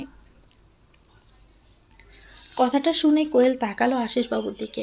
আশিসবাবু তা বুঝতে পারলেন আর চোখে। তাই আকাশবাবুকে বললেন, আমার বন্ধু আমাকে একটা প্রস্তাব দিয়েছে। ওর বাড়ির বৌমা করতে চেয়েছে আমার মেয়েকে। ছেলেটা বেশ ভালোই, আমার বন্ধুর বিজনেস ওই সামলাচ্ছে এখন। আমরা একসাথে কাজও করেছি, তাই বলতে পারছি ছেলেটা বেশ ভালোই। আশিসবাবু যে এমন কিছু একটা বলতে চলেছেন তা আন্দাজ করতে পেরেছিল সবাই, কারণ এটাই প্রথমবার নয়। গত 2-1 বছরের মধ্যে আগে উনি কোয়েলের বিয়ের প্রসঙ্গে কথা বলতে চেয়েছে। বিয়ে উনি কোয়েলের প্রাপ্তবয়স হলেই দিবেন, কিন্তু এখনই যদি সব দেখাশোনা করা হয়ে থাকে তাহলে ওনার মতে ভালো হয়। আমি কি আসতে খুব দেরি করে ফেললাম? কেউ কিছু বলবে তার আগে থেকে পিছন থেকে প্রশ্নটা কানে ভেসে এলো। সবাই পিছনের ফিরে তাকায়। আদিত্য হেসে এগিয়ে গিয়ে জড়িয়ে ধরে রাজকে। কোয়েলও খুশি হয়ে এগোতে নিলে কিছুক্ষণ আগের ঘটনা মনে পড়ে থেমে যায়। করুণও অসহায়ভাবে একবার বাবার দিকে তাকায়, আরেকবার রাজের দিকে। আরে রাজ, তুই আমার সাথে ওদিকে চল, তোকে আমার কিছু বন্ধুদের সাথে দেখা করাবো। বুঝতে পারলাম আদি পরিস্থিতি সামাল দেওয়ার জন্যই রাজ তাকে নিয়ে চলে গেল। ওরা চলে যেতেই কাকাই বাবাকে জিজ্ঞেস করলো, দাদা তোমার কি মত বললে না তো? দেখ, এখানে আমি আর কি বলবো, তুই কোয়েলের বাবা, তুই যা করবি ওর ভালোর জন্যই করবি। এখন কোয়েল মা কী চাইছে সেটাই হচ্ছে বড় কথা। কাকাই কোয়েলের দিকে তাকালে কোয়েল চুপ করেই থাকে। সেই দেখে আমি বলে উঠি, এটা নিয়ে না হয় পরে। কোয়েল বলছে, আমি রাজি। আমার কথা শেষ হওয়ার আগেই যে কোয়েল এমন একটা কিছু বলবে সেটা আমি ভাবিনি। সবার সামনে কোয়েলকে কিছু বলতে পারছি না। কোয়েল নিচের দিকেই তাকিয়ে আছে একইভাবে। কাকাইয়ের দিকে তাকাতে দেখলাম কাকাই অবাক হয়েছে। আমি কোয়েলকে একটু দূরে সরিয়ে নিয়ে আস্তে করে বললাম, কি বলছিস কি এসব তুই? মাথা খারাপ হয়ে গেছে নাকি তোর? যা বলেছি আমি ঠিকই বলেছি, আমি রাজি, জোর করেই বলছে কোয়েল। কোয়েল এটুকু বলেই চলে গেল। সবার হাসি মুখে এই বিষয়ে কথা বলতে শুরু করলে আমি আদিকে মেসেজ করে দিলাম যেন এক্ষুনি আমার সাথে দেখা করে, রাস্তাকে সঙ্গে নিয়ে। কিছুক্ষণ পর ওরা আসলে আমি সাথে সাথে বলে উঠি, কোয়েল বিয়েতে মত দিয়েছে। আদিত্য বলছে, হোয়াট? ওর কি মাথা খারাপ হয়ে গেছে নাকি? বুঝলাম না, কি ব্যাপারে কথা বলছিস তো তোরা, বলতো। আমি রাজদাকে সবটা খুলে বলতেই রাজদা কেমন যেন নিস্তেজ হয়ে গেলেন। এমন সময় কাকাই আমাদেরকে ডেকে দেখালেন, আদি দেখো, তোমার বোন কত খুশি, ওর সাথে আমি বিয়ে ঠিক করেছি কোয়েলের। আজ ওদের প্রথম দেখা, কে বলবে বলো তো? আমরা কাকাই ইশারা অনুযায়ী তাকিয়ে দেখলাম কোয়েল একটা ছেলের সাথে হেসে হেসে কথা বলছে। আমরা বেশ অবাক হয়ে গেলাম কাকাইয়ের কথা শুনে। আমাদের সাথে সাথে কাকাইও অবাক হয়েছে। সেটা না হয় মেনে নিলাম, কিন্তু কাকাইকে খুব একটা কেন যেন খুশি মনে হচ্ছে না। এমনটা কেন? রাজ বলছে, আদি বৌদি আমি আসছি। আমাদের গোড় কাটলো রাজদার কথায়। আমাদেরকে কোনো প্রতিক্রিয়া করার সুযোগ না দিয়ে রাজদা বেরিয়ে গেল। আদিও গেল না রাজদার পিছনে, শুধু আস্তে করে বলল, সারপ্রাইজ দিতে গিয়ে নিজে সারপ্রাইজড হয়ে যাবে ভাবিনি হয়তোবা। তুমি কোয়েলের সাথে একবার কথা বলো, ও আমাকে কিছুই বলেনি। মমিতা বলছে আস্তে করে। আদি আমাকে সম্মতি জানালো। কিছুক্ষণ পর আদি গেস্টদেরকে বাবার কাকাইয়ের ম্যানেজ করতে বলল। ও অন্যদিকে গেলে বুঝলাম কোয়েলের সাথে কথা বলতে গেছে, তাই আর কিছুই জিজ্ঞেস করলাম না আমি।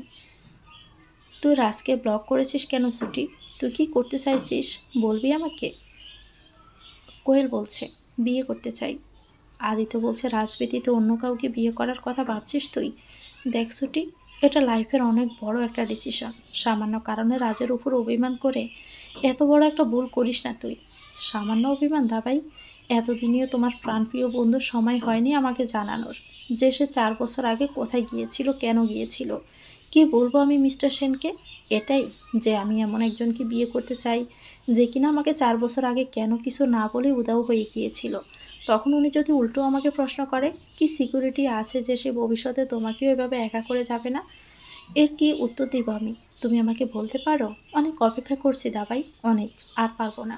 তোমার বন্ধু যদি আমাকে নিজের করার হতো তাহলে সে এভাবে এতদিন হাত কুটিয়ে বসে থাকতো না। ও যখন আমাকে চায় না তাহলে আমি কেন শুধু শুধু অপেক্ষা করব? বলে দিও তোমার বন্ধুকে আমি ওকে মুক্তি দিয়ে দিলাম সারা জীবনের মতো। কোয়েলের চোখ দিয়ে অনবরত জল গড়িয়ে পড়ছে। কোয়েলের কথাগুলো সত্যি, যুক্তিযুক্ততায় আদিত্য কোনো উত্তর দিতে পারছে না। কোয়েলের কাছে গিয়ে আদিত্য ওর নিজেকে ঘুরিয়ে জিজ্ঞেস করলো, এতে তো তুই নিজেকে শাস্তি দিচ্ছিস ছুটি। তুই যে রাজকে ছাড়া ভালো থাকবি না এটা তুই নিজেও ভালোভাবে জানিস। বিয়ে করাটা কি খুব জরুরি?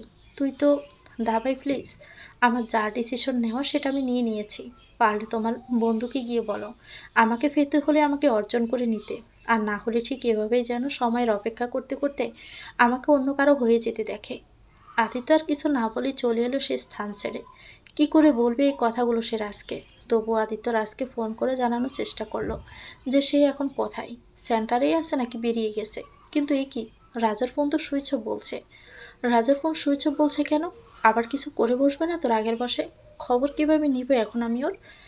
আমি আদিকে খুঁজতে এসে দেখলাম ও চুপ করে এক জায়গায় দাঁড়িয়ে আছে। ওর পাশে এসে দাঁড়িয়ে ওর কাঁধে হাত রাখতে ও আমার দিকে তাকালো।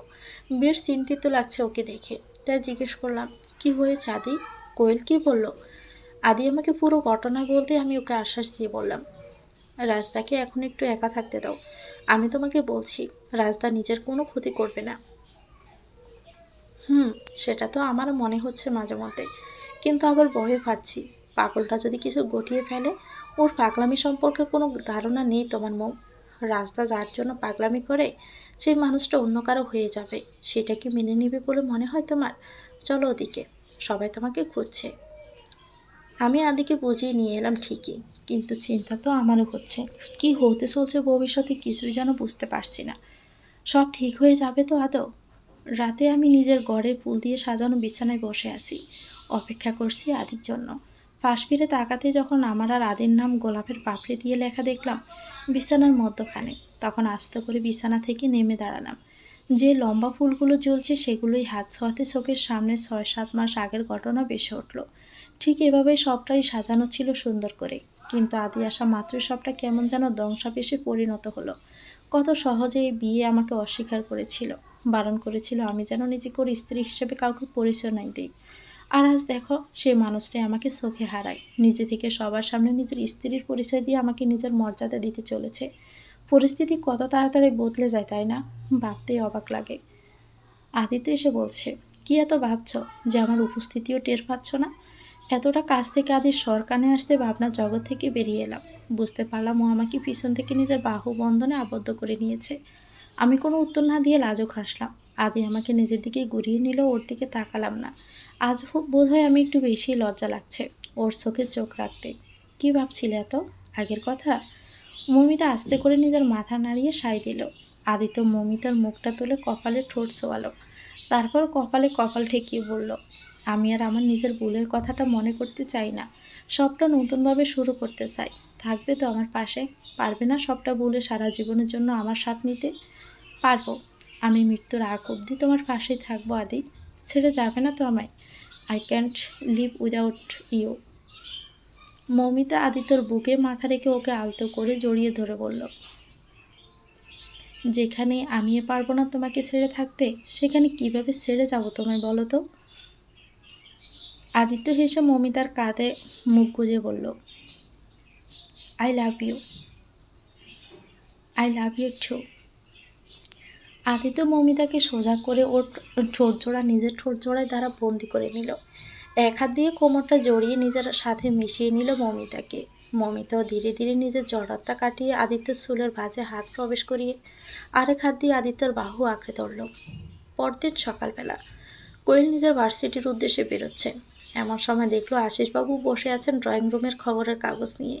কোয়েল তা দেখেও পাশ কাটিয়ে চলে যেতে নিলে আশিসবাবুই জিজ্ঞেস করেন, ইউনিভার্সিটিতে যাচ্ছ?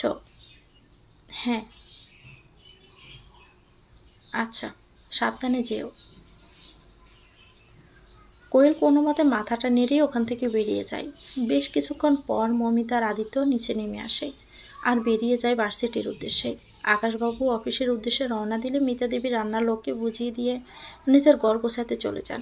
সবাই যে যার মতো কাজে ব্যস্ত হয়ে পড়লে আশিসবাবু একটা স্বস্তির নিঃশ্বাস ফেলেন।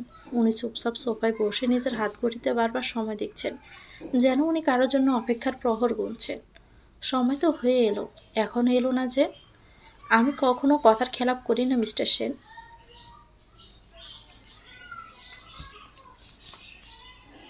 আমাকে নিজের ঘরে নিয়ে এলেন যে, ড্রয়িং রুমে বসে কথা বলতে ভয় লাগছিল নাকি? আমি কখনো কারো থেকে ভয় পাইনি রাজ, এখনও পাই না।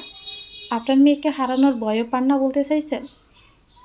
রাজার প্রশ্ন শুনে আশিসবাবু মাথা নামিয়ে নিচের দিকে তাকিয়ে কিঞ্চিত হাসলেন। হেসে রাজের দিকে তাকিয়ে উত্তর দিলেন, তোমার মনে হয় কোয়েল আমাকে বাবা হিসাবে মানে? ওকে আমি অনেক দিন আগেই হারিয়ে ফেলেছি। আমার কাছে এখন হারানোর মতো কিছুই নেই। নিজের দোষে আপনি ওকে হারিয়ে ফেলেছেন মিস্টার ব্যানার্জি। যাই হোক, আমাকে কেন ডেকেছেন এখানে? কি প্রয়োজন আমায় আপনার? প্রয়োজন আমাকে তোমার, নাকি তোমার আমাকে? তুমি জানো না কোয়েলের বিয়ে ঠিক করেছি আমি? হ্যাঁ তো, বিয়ে ঠিক করেছেন, দিয়ে তো দেননি। আর যে আমার সম্পদ তাকে আপনি এত সহজে অন্য কারো হাতে তুলে দিতে পারবেন ভাবলেন কি করে? আমি তো আপনাকে সেই অধিকার দেইনি। এছাড়া আপনি খুব ভালোভাবেই জানেন এখন আমার ক্ষমতা সম্পর্কে। আমি আর আগের মতো দুর্বল নেই। বলুন, কী জন্য ডেকেছেন? কাজের সূত্রে, নাকি এসব কিছু বলতে? আমি খুব ভালোভাবেই জানি তুমি কে। তোমাকে কাজের সূত্রে আমি ডাকিনি এখানে, ডেকেছি এটা জানতে। তুমি তুমি কেন হুট করে আমার মেয়েকে ছেড়ে গিয়েছিলে? ভবিষ্যতে যে তুমি আবারও ওভাবে আমার মেয়েকে ছেড়ে যাবে না তার কি নিশ্চয়তা আছে? মুহূর্তে রাজার মুখমণ্ডলে গম্ভীরতা এসে ভর করল। নিজের চলে যাওয়ার কারণটা চোখ বন্ধ করতে বেশি উঠল। চোয়াল শক্ত করে বলল, আপনার জন্য, শুধুমাত্র আপনার জন্য আমি সবটা ছেড়ে চলে গিয়েছিলাম মিস্টার ব্যানার্জি। আপনি আমাকে বাধ্য করেছিলেন কোয়েলের লাইফ থেকে সরে যেতে। সেই সময় থেকে আপনি ওর জন্য বড়লোক ছেলে খুঁজছিলেন, তাই আমি সব খবর পেয়ে আপনার কাছে ওর হাত চাইলে আপনি আমাকে অপমান করেছিলেন। বলেছিলেন ওকে খুশি রাখার, ভালো রাখার মুরদ আমার নাকি নেই। যদি আমি নিজেকে ওর জীবন থেকে না সরিয়ে নিই তাহলে আপনি ওকে নিয়ে দূরে চলে যাবেন। এতটা দূরে যে আমি ওর নাগাল পাবো না, চোখে দেখাটাও দেখতে পাবো না। আপনি বলেছিলেন কোয়েলকে অর্জন করতে হলে আমার নিজেকে প্রমাণ করতে হবে, সাফল্য অর্জন করতে হবে, কিন্তু বিনা কারো সাহায্যে, এই ব্যাপারে কাউকে কিছু না জানিয়ে। শুধুমাত্র এই জন্যই আমি আদিকেও কিছু জানাতে পারিনি মিস্টার ব্যানার্জি। ওদের দুজনকেই কষ্ট দিয়েছি আর নিজেও কষ্ট পেয়েছি, কিন্তু এমনটা আমি হতে দিব না। কোয়েল আমার ছিল, আমার আছে, আমারই থাকবে। রাজ চুপ করে গেল কথাগুলো বলে। কিছুক্ষণ নীরব থেকে একটু দম নিয়ে বলল, আমি পেরেছি আমার কথা রাখতে। আমি সেদিন ওখানে দাঁড়িয়ে বলে গিয়েছিলাম আমি নিজেকে গড়ে তুলব, নিজের ভাগ্য নিজে তৈরি করব কর্মের দ্বারা। এখন আপনি যেই জায়গায় দাঁড়িয়ে আমিও ঠিক সেম জায়গায় দাঁড়িয়ে মিস্টার ব্যানার্জি। অনেক চেষ্টা করেছিলেন আপনি আমাকে দমানোর। আমি যেই যেই জায়গায় কাজ করা শুরু করছি সব জায়গা দিয়ে আপনি আমাকে কাজ থেকে ছাড়িয়ে দেওয়ার ব্যবস্থা করেছেন, কিন্তু শেষ রক্ষা হয়নি। ভগবানের দূতের মতো একজন এসে আমার পাশে দাঁড়িয়েছিল, আমার যোগ্যতা অনুযায়ী নিজের কোম্পানিতে কাজ দিয়েছে। আমার মনে হয়েছে আমি পারবো না, কিন্তু উনি আমার মনে সাহস জুগিয়ে বলেছিলেন যে আমি পড়াশোনাও করব, এই কাজও করব। বয়স কম তো কী হয়েছে, ঠিক শিখে যাব। তো সাফল্যের সাথে নিজের ভালোবাসাকেও অর্জন করতে হবে। উনি এসবের পাশাপাশি আমাকে দিয়ে বিজনেসের কোর্স করানো শুরু করেছেন। আজ তার ওই কোম্পানির সব দায়িত্ব আমার। কারণটা জানেন, আমি দিনরাত নিজের পরিশ্রম দিয়ে কোম্পানিটাকে এমন একটা জায়গায় নিয়ে দাঁড় করিয়েছি, এই 4 বছরে যাতে আপনার সাথে কমপ্লিট করতে পারি, সেটাও আমি পেরেছি। আপনার মেয়েকে খাওয়াতে পড়াতে তো কোনো বড়লোকের ছেলে পারবে, কিন্তু ভালোবাসা দিয়ে রাজরানি করে রাখতে শুধুমাত্র এই রাজই পারবে। রাজের কথা শুনে আশিসবাবু বেশ অনেকটা প্রশস্ত হলেন নিজের ঠোঁট জোড়া। রাজ এটা দেখে কিছুটা অবাক হলো, কিন্তু এর চাইতেও বেশি অবাক হলো যখন আশিসবাবু বললেন, হ্যাঁ রাজ, তুমি যা বলেছ একদমই ঠিকই বলেছ। তুমি যাওয়ার পরে আমি তোমার খোঁজ রেখেছিলাম, যাতে তুমি যেখানে যেখানে কাজের জন্য যাবে সেখান থেকে যেন তোমার প্রত্যাখ্যান করা হয়। প্রত্যেকে আমার কথা শুনেছিল, তার কারণ ওরা অনেক বড় অঙ্কের টাকা পেয়েছিল এই কাজের জন্য। আসলে আমি চাইনি কোয়েলকে তোমার হাতে তুলে দিতে কখনো, তাই এসব। আশিসবাবু কথা শেষ করার পূর্বে অনেক জোরে কাঁচ ভাঙার আওয়াজ পেলেন। রাজ সেই শব্দটা পেতে পেতে উঠে দাঁড়িয়ে পিছন তাকায়। এরপর রাজ ঘাবড়ে গেলেও আশিসবাবু নির্বিকার হয়ে দাঁড়িয়ে থাকেন। একটা ছোট্ট নিঃশ্বাস ফেলে বলেন, ভিতরে আসতে পারো কোয়েল মা। রাজ আশিসবাবুর কথা শুনে আশিসবাবুর দিকে তাকিয়ে ভয়ভীতি চোখ নিয়ে কোয়েলের দিকে তাকায়। নিজের মনে মনে কিছু একটা ভেবে আশিসবাবুর দিকে আবারও তাকায়। মনে মনে বলে ওঠে, এটা আপনি ঠিক করলেন না মিস্টার ব্যানার্জি। সব ঠিক হতে যাচ্ছিল যখন, তাহলে কেন আবার সবটা শেষ করে দিলেন? এদিকে কোয়েল স্থিরভাবে তাকিয়ে আছে ওদের দুজনের দিকে তাকিয়ে। সে নিজের ক্লাসের একটা বই বাড়িতে ফেলে যাওয়ায় ফিরে এসেছিল। যখন ঘরে যাচ্ছিল তখনই মিতা দেবী বলেন যাতে আশিসবাবুর ঘরে চা আর একটা জুসের গ্লাস পৌঁছে দিতে। জুসের গ্লাসটা আশিসবাবুর অতিথির জন্য। ট্রে হাতে নিয়ে কোয়েল ঘরে ঢুকবে তার আগে সে রাজের কণ্ঠস্বর শুনতে পায় আর দাঁড়িয়ে যায়। দরজাটাও খোলা ছিল যাতে রাজের শরীরের পিছন দিকটা ভরসা অবস্থায় কোয়েল দেখতে পাচ্ছিল। কোয়েল দাঁড়িয়ে যায় সেই মুহূর্তে রাজের কথাগুলো শোনে। কুহু, আমার কথাটা শোনো। কোয়েল নিজের হাত উঠিয়ে রাজকে থামার নির্দেশ দেয়। তারপর আস্তে আস্তে পিছিয়ে সিঁড়ি দিয়ে নেমে বাড়ি থেকে বেরিয়ে যায়। রাজ কোয়েলের পিছন যেতে নিলে আশিসবাবু রাজার কাঁধে হাত রেখে আটকান আর বলেন, ওকে একা ছেড়ে দাও। আমার মেয়ে নিজেকে একা সামলাতে জানে। আপনি ওকে একা কীভাবে রাখতে হয় সেটা জানেন দেখেই ও নিজেকে একা সামলাতে জেনেছে, কিন্তু আমি ওকে আর একা থাকতে দিতে চাই না। রাজও বেরিয়ে যায় বাড়ি থেকে, কিন্তু কোয়েলকে কোথাও খুঁজে পায় না। আদিত্যকে কল করলেও সে বলে কোয়েল নেই ভার্সিটিতে। রাজ হতাশ হয়ে ফিরে যায় নিজের বাড়ি, কারণ কোয়েল এখনও ওকে ব্লক করে রেখেছে সব জায়গা থেকে। 2 দিন পর। ঘটনাটা 2 দিন কেটে গেছে, কিন্তু এখনও আদিত্য বা মৌ, আশিসবাবু আর রাজার মধ্যে কি কথা হয়েছে এবং কোয়েল কি শুনেছে সে সম্পর্কে কিছু জানে না। আর না জানে রাজ কোথায় আছে। যেদিন যে রাজ কোয়েলের খবর নিয়েছিল সেটাই শেষ। এই 2 দিনে রাজের খোঁজ পাওয়া যায়নি আদিত্য, কিন্তু সেটা রাজের থেকে অন্যের মাধ্যমে সে ঠিকই রাজের খবর বের করেছে। কারণ রাজকে জানাতে হবে কোয়েল মুম্বাই চলে যাচ্ছে। জানার মধ্যে এটুকুই জানে শুধু আদিত্য আর মৌ। যে ঠিকানাটা পেয়েছ সেটা ঠিক তো আদি? ঠিক হতে বাধ্য ঠিকানাটা। যার থেকে পেয়েছি সে রাজের ঠিকানা না জানলে আর কেউ জানতে পারবে? আদি কথা বলতে বলতে থেমে গেল, কারণ ঠিকানা অনুযায়ী ওদের সামনে রয়েছে একটা বিল্ডিং কমপ্লেক্স, তাই বড় তো হবেই, সাথে সুন্দরও। আদির মতো আমিও বেশ হতবাক হয়ে বসে আছি। রাস্তা এখানে থাকে, এত বড় আর সুন্দর একটা বিল্ডিং কমপ্লেক্সে? আমরা ভুল করছি না তো? সেটা তো ভিতরে গেলেই জানা যাবে। Let's go. আমি আর আদি কমপ্লেক্সে ঢুকে গাড়ি গ্যারেজে পার্ক করে লিফটে উঠে গেলাম। ঠিকানা অনুযায়ী 6 ফ্লোরে আসতেই একটা দরজার নেম প্লেটে দেখলাম রাজদার নাম। আদি গিয়ে ডোরবেল বাজাতে একজন দরজা খুলল। কাকে চাইছেন? আমি রাজার বেস্ট ফ্রেন্ড আদিত্য ব্যানার্জি, ওর সাথে দেখা করতে এসেছি। ও আচ্ছা, ভিতরে আসুন। আদি আর আমি স্বস্তির একটা নিঃশ্বাস ফেলে ভিতরে প্রবেশ করলাম। ভিতরে প্রবেশ করতেই ডাইনিং রুমে কাকাইকে রাজদার সাথে বসে থাকতে দেখে অবাক হয়ে গেলাম। আমাদের মতো ওরও আমাদের দেখে অবাক হয়ে উঠে দাঁড়ালেন। উফ, শ্বশুরমশাই, আপনি সবসময় আমাকে এভাবে ফাঁসিয়ে দেন কেন বলুন তো? কানের কাছে আস্তে করে গিয়ে বলল। আশিসবাবু রাজের কথা শুনে রাজের দিকে বড় বড় চোখ করে তাকিয়ে হনহনিয়ে বেরিয়ে যান। যা দেখে রাজ বেকুবের মতো সেদিকে তাকিয়ে থাকে। রাজ মনে মনে এখন ভাবছে আদিত্যকে সে কি বলবে। এটা তো নিজস্ব ফ্ল্যাট না তো, আমি ভাড়া থাকি, মজা করে বলছে। আমি রাজদার কথা শুনে হেসে দিলে আদি আমার দিকে রাগে চোখে তাকাই, যা দেখে আমি চুপ করে যাই। আদিত্য বলছে, কাকাই কেন এসেছিল এখানে? রাজদা আদির কথা শুনে সোফায় আরাম করে বসে বলল। রাজ বলছে, গোড়ার মতো দাঁড়িয়ে না থেকে বস। আর তোর কাকাই কেন এখানে এসেছিল সেটা তোর কাকাইকে না হয় জিজ্ঞেস করিস। আমার মতো গরিবের বাড়িতে ওনার পায়ের ধুলো পড়েছে, ঠিক কী কারণে সেটা উনিই বলতে পারবে। যাই হোক, কি খাবি বল? দূর, তোকে জিজ্ঞেস করে লাভ নেই। বৌদি কী খাবে বলো? আদিত্য রাজের পাশে বসে বলছে। রাজ, তুই এতটা রিল্যাক্স হয়ে কীভাবে বসে আছিস? তুই জানিস কোয়েল মুম্বাই চলে গেছে? হ্যাঁ, তো তুই আমাকে বাসি খবর দিতে এসেছিস? গেছে তো ভালো করেছে, একটু হাওয়া খেয়ে আসুক, এতে হাওয়া বদলও হবে আর খাওয়াও হবে। শামু কাকা, দুটো স্ট্রং কফি আর একটা কোল্ড ড্রিঙ্কস নিয়ে আসো। এবার তো আমি আরও অবাক হয়ে যাচ্ছি আদির সাথে সাথে। রাজদার ব্যবহার দেখে আমি আর আদি একে অপরের মুখ সাওয়াসাওয়ি করতে লাগলে রাজদা নিজের ফোন নিয়ে বসেন। আমি আর আদি সেই ফাঁকে একবার চারিপাশটা চোখ বুলিয়ে নিই। বেশ সুন্দর করে সাজানো চারদিকটা। ইতিমধ্যে কফি আর কোল্ড ড্রিঙ্কস এসে গেলে রাজদা কফি মগ হাতে নিয়ে ফোনের দিকে তাকিয়ে বলে, বাড়ি ফিরে লাগেজ প্যাক করে ফেল, আজ সন্ধ্যার ফ্লাইট মুম্বাই যাওয়ার।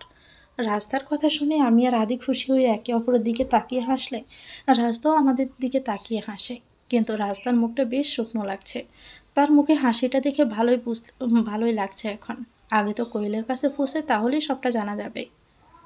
আপনার মেয়েকে খাওয়াতে পড়াতে তো যে কোনো বড়লোকের ছেলে পারবেই, কিন্তু ভালোবাসা দিয়ে রাজরানি করে রাখতে পারবে শুধু এই রাজে পারবে। মুম্বাইয়ের বেশ বড় একটা অ্যাপার্টমেন্টের মাঝামাঝি ফ্লোরে অবস্থিত নিজের ঘরের বেলকনিতে দাঁড়িয়ে কোয়েল কথাগুলো মনে মনে আওড়াচ্ছিল। নিজ রোজগারের দ্বারাই সে তার মাকে এখানে রেখেছে, যাতে আশিসবাবু ওনার নাগাল না পায়। দরজা ঠক ঠক শব্দ পেয়ে পিছন করল। ধীরপাই এগিয়ে গিয়ে দরজা খুলে সে আবারও বেলকনিতে চলে আসতে নিলে তার হাতে পিছন থেকে টান অনুভব করে। সে পিছন ফিরে নিজের জায়গায় স্থির হয়ে নিচের দিকে তাকিয়ে থাকে। আমি জানি তুমি আমার উপর অভিমান করে আছো, কিন্তু এখানেও অনেক কিছু জানা বাকি আছে তোমার। আরও কি কি তুমি আমার কাছ থেকে লুকিয়ে গেছো রাজ, বলবে আমাকে? রাজ বলছে, বলার জন্যই তো এখানে এসেছি আমরা। কোয়েল বলছে, মিস্টার ব্যানার্জিকে এখানে কেন নিয়ে এসেছ? এটা আমার আর আমার মায়ের ফ্ল্যাট রাজ। আমার থেকে পারমিশন না নিয়ে তুমি ওনাকে এখানে নিয়ে আসতে পারো না। রাজ বলছে, আমার কথাটা যদি পুরো শোনো তাহলে তোমার এই মনোভাব নিমিশেই দূর হয়ে যাবে। উনি তোমার বাবা কোয়েল, এভাবে ওনাকে দূরে সরিয়ে রাখাটা তোমার ঠিক হচ্ছে না। কোয়েল বলছে, এত কিছু ঘটে যাওয়ার পরও তুমি এটা বলছো রাজ? হ্যাঁ, কারণ ফ্ল্যাশব্যাক। রাজ আগের দিন আমাকে নিজের ঘরে ডেকেছিলেন, আর রাজ নিজে আমার বাড়ি এসেছেন। কি ব্যাপার মিস্টার ব্যানার্জি, আরও কিছু কি বলা বাকি আছে আপনার? আশিসবাবু বলছে, বলা তো বাকি আছেই, কিন্তু তার সাথে আমার একটা রিকোয়েস্ট আছে তোমার কাছে। আমার কাছে রিকোয়েস্ট? ঠিক শুনছি তো আমি? আশিসবাবু মাথা নুইয়ে ফেললে রাজার মনেও কিছু প্রশ্নের সঞ্চার হয়। তৎক্ষণাৎ রাজ আবার জিজ্ঞেস করে বসে, টিনাকে দিয়ে আপনি আমার আর কুহুর মধ্যে ভুল বোঝাবুঝি করার চেষ্টা করেছিলেন, তাই না? ঠিকই ধরেছ, কিন্তু এর পিছনে একটা অন্য কারণ আছে। শুনি, কী এমন কারণ? রাজ বেশ ঠান্ডা মাথায় কথাগুলো বলছে আশিসবাবুর সাথে, যেটাতে আশিসবাবু একটু অবাকই হচ্ছেন। উনি ভেবেছিলেন রাজ হয়তো উত্তেজিত হয়ে পড়বে প্রশ্নের উত্তরটা শুনে, কিন্তু না, রাজ তো একদমই শান্ত হয়ে বসে আছে। বেশি কিছু না ভেবে উনি বলতে শুরু করলেন, এটা সত্যি, যখন প্রথম তুমি আমার কাছে কোয়েলকে বিয়ে করতে চেয়েছিলে তখন আমি একটুও খুশি হইনি। আমি ভেবেছিলাম তুমি কি ওকে আদৌ ভালোবাসো। হতে পারে এটা তোমার আবেগ, আর ভালো না বাসলে তো খুশি রাখতেও পারবে না। তাই আমি তোমাকে ওর জন্য নিজেকে প্রমাণ করতে বলি। এতে দুটো দিকে সত্যতা যাচাই করা হতো। এক, তোমাদের দুজনের প্রতি দুজনের ভালোবাসা কতটা সত্যি, আর দুই, তোমাদের সম্পর্কে ঠিক কতটা জোর আছে। আচ্ছা, তো কী প্রমাণ পেলেন? তোমাকে যখন আমি অক্লান্ত পরিশ্রম করতে দেখেছিলাম শত বাধা আসার পরেও, তখন তোমার ব্যাপারে ভাবা বন্ধ করে কোয়েলকে নিয়ে ভাবতে শুরু করি। ওর জন্য ইচ্ছে করে বিয়ের সম্বন্ধ আনতাম, এটা দেখার জন্য কে বলে। কোয়েল যখন একটার পর একটা সম্বন্ধ নাকচ করতে থাকলো তখন আমিও থেমে যাই আর তোমার ফেরার অপেক্ষা করতে থাকি। আমি জানতাম তুমি ফিরে এসে কোনো না কোনোভাবে কোয়েলকে মানাবে। এত পরিশ্রম তো ওর জন্যই করেছিলে। আর ঠিক সেই বুঝে আপনি আমাদের আলাদা করার জন্য টিনাকে ইউজ করলেন, তাই তো? আশিসবাবু হেসে বলছে, তোমাদের আলাদা করার জন্য না। তুমি নিশ্চয় জানো কোয়েলের ট্রাস্ট ইস্যুস আছে। যদিও সেটা আমার জন্যই, তাও জানো তো? হ্যাঁ, প্রথম থেকেই জানি। হুম, আমিও তোমাদের মধ্যে ভুল বোঝাবুঝিটা করিয়েছিলাম খুবই সহজ একটা বিষয় নিয়ে, যেটা নিয়ে সামান্য ভাবলেই হয়তো বোঝা যাবে। আমি এটাই দেখতে চেয়েছিলাম তোমার সাথে টিনার কীরকম সম্পর্ক। তুমি টিনাকে কী চোখে দেখো আর কোয়েল তোমাদেরকে একসাথে দেখে কেমন রিয়েক্ট করে। মাথা ঠান্ডা করে বিষয়টা নিয়ে ভেবে দেখে নাকি তোমাকে নিয়ে দূরে ঠেলে দেয় অবিশ্বাস করে। এমনটা করতে গিয়ে আমি আবারও তোমার প্রতি ভালোবাসা, তোমার বুদ্ধির প্রমাণ পাই। জানো, আমি তখন খুব ভেঙে পড়েছিলাম যখন জানতে পেরেছি তুমি নিজে থেকে টিনাকে কাছে টেনে নিয়েছ, আর কোয়েলও সেসব দেখে তোমাকে দূরে ঠেলে দিয়েছে।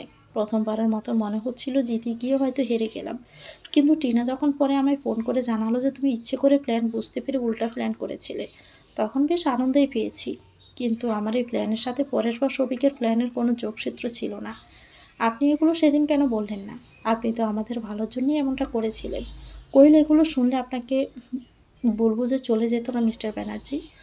রাজ উত্তেজিত হয়ে উঠে দাঁড়ালে আশিসবাবু হেসে উঠে দাঁড়ালেন। রাজের দু কাঁধে নিজের হাত রেখে বললেন, আমার ধারণা সবসময় বোন প্রমাণ করার জন্য হয়তো তোমার কাজ। আমি ভেবেছিলাম টিনের বিষয়ে তোমার হাত ছিল, জেনে তুমি রিয়েক্ট করবে। এখন দেখছি সবটা জেনে আমার ভালোর জন্যই তুমি রিয়েক্ট করছো। এটা কোনো হাসির বিষয় নয় মিস্টার ব্যানার্জি। এখন আমি বুঝতে পারছি আপনি কেন আমাকে নিজের বাড়িতে ডেকে নিয়ে গিয়েছিলেন। আপনি আমাদের কথাগুলো রেকর্ড করেছিলেন, তাই না? কিন্তু কোয়েল নিজেই এসে পড়ায় সে বুঝে গিয়েছে আপনি ইচ্ছে করে আমাকে উস্কিয়েছেন, যাতে করে আমি সবটা স্বীকার করি আর কোয়েল সেটা শুনতে পায়। তাহলে এগুলো কেন বললেন না মিস্টার ব্যানার্জি? আহ বাবা, এবার থেকে বাবা বলে ডাকবে। আমি চাইনি কোয়েল পুরো বিষয়টা জানুক। এসব জানিয়েও হয়তো আমি কখনোই ওর মনে জায়গা করতে পারবো না, তাই না? জানানোই ভালো। শুধু আমার একটাই রিকোয়েস্ট তোমার কাছে, তুমি আমাকে ওর কাছে নিয়ে যাবে। ও মুম্বাইতে রয়েছে, ওর সাথে ওর মাও। নিয়ে যাব, আমি নিয়ে যাব আপনাকে। আপনি জানেন আপনি কোয়েলের কাজ কাজ অনেকটাই সহজ করে দিয়েছেন। মানে মানে কোয়েলও একটা সুযোগ খুঁজছিল আমার কাছ থেকে আমার চলে যাওয়ার কারণটা শোনার। আপনি বিয়ের কথা বলাই ও রাজি হয়েছিল, যাতে আমি এ শুনে ওকে গিয়ে সবটা বলে দেই। আচ্ছা, তোমার ফেরার পর পরেশ তোমাকে ব্ল্যাকমেল করেছে, তাই না? হ্যাঁ, উনি এটাই বলতেন যে আমি বাড়াবাড়ি করলে আপনাকে জানিয়ে কোয়েলকে আমার থেকে দূরে করে দিবেন। কিন্তু আমার মনে হয় উনি আপনার প্ল্যান সম্পর্কে জেনে গিয়েছিলেন, তাই সেদিন সবিককে পাঠিয়েছিলেন। আমারও তাই মনে হয়, যা হয়েছে ভালোর জন্যই হয়েছে। তুমি যদি সেদিন আমার প্ল্যান বুঝে অভিনয়টা না করতে, তাহলে হয়তো এই সবিক কখনোই উচিত শিখে পেত না, আর কোয়েলও নিজের ভুলটা বুঝতে পারতো না। রাজ হেসে বলছে, কোয়েল নিজের ভুল আগেই বুঝেছিল মিস্টার বাবা। ও বুঝে আমার কাছে আসবে তার আগেই সবিক এসে ওকে আটকে দেয়। আপনার এই কাজের জন্য ওর মন থেকে এই ট্রাস্ট ইস্যু একটু হলেও দূর হয়েছে। ও বুঝতে পেরেছে সবসময় চোখের দেখা সত্যি হয় না। আপনি আমাদের সম্পর্কে বিশ্বাসের প্রমাণ নিতে গিয়ে ভালোই করেছেন। রাজার কথা শেষ হলে আশিসবাবু মলিন হেসে বিড়বিড় করতে শুরু করেন, এটা যদি আরও আগে পারতাম তাহলে হয়তো মেয়েটাকে হারাতাম না, আর নাই ওর আপনার বাইরে কোনো রকম কোনো সম্পর্ক ছিল না, তাই না? রাজার প্রশ্নে আশিসবাবু বেশ চমকে ওঠেন। সেটা দেখে রাজ হাসলে আশিসবাবু আমতা আমতা করতে লাগলেন। রাজ আশিসবাবুকে বসিয়ে বলল, আমিও একজন বিজনেসম্যান বাবা। এরকম অনেক সময় হয়, অন্য কোম্পানি নিজেদের লাভের জন্য আমাদের বদনাম করতে চায়। এতে ওরা প্রজেক্টও পাবে বড় কোম্পানির সাথে, আর আমাদের দুর্নামও হবে। আপনার সাথেও এটা হয়েছিল, শুধু আপনি সঠিক সময় বোঝাতে পারেননি, আর সেই সময় হয়তো আপনাকে ব্ল্যাকমেল করা হচ্ছিল। তাই আন্টির সাথে খারাপ ব্যবহার করেছিলেন। ঠিক বললাম তো? তুমি এসো কী করে? তোমার সাথেও কি?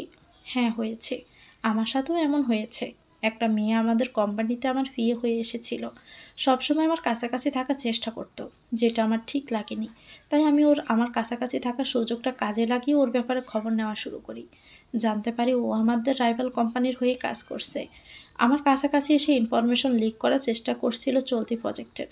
আসলে কি বলুন তো, আমার সারা হৃদয় আর মস্তিষ্ক জুড়ে একজনেরই বসবাস।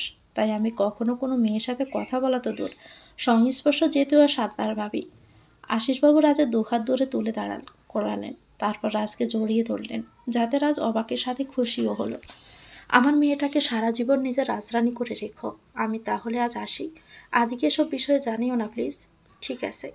রাজার কথা শেষ হতেই কলিং বেল বেজে ওঠে, আর আদিত্য মৌমিতা সেখানে প্রবেশ করে।